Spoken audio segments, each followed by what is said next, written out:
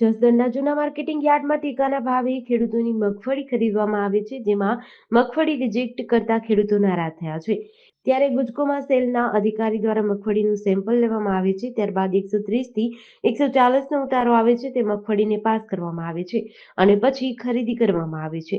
ડોડિયાળાના ખેડૂત ભાઈઓની મગફળી ખરીદી લીધી હતી, ત્યારબાદ બિલ આપી દીધું અને હવે એજન્સી વાળા કહે છે કે તમારી મગફળી રિજેક્ટ થઈ છે, માલ પાછો લઈ જાઓ. એજન્સીના અધિકારીઓને મીડિયા દ્વારા પૂછવામાં આવતા કે કયા કારણોસર મગફળી રિજેક્ટ કરવામાં આવી, તેઓ કંઈ પણ કહેવા માંગતા નથી. ખેડૂતો મગફળી કયા કારણે રિજેક્ટ થઈ તેની રજૂઆત કરતા એજન્સીના માણસો દ્વારા ખેડૂતોને માર મારવામાં આવ્યો હતો.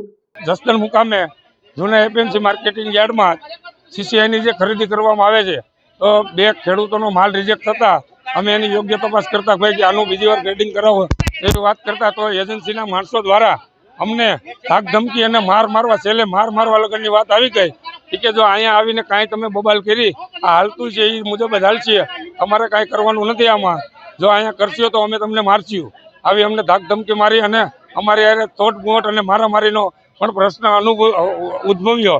જીડીસી ન્યૂઝ સાથે કરશન બામટા, આટકોટ.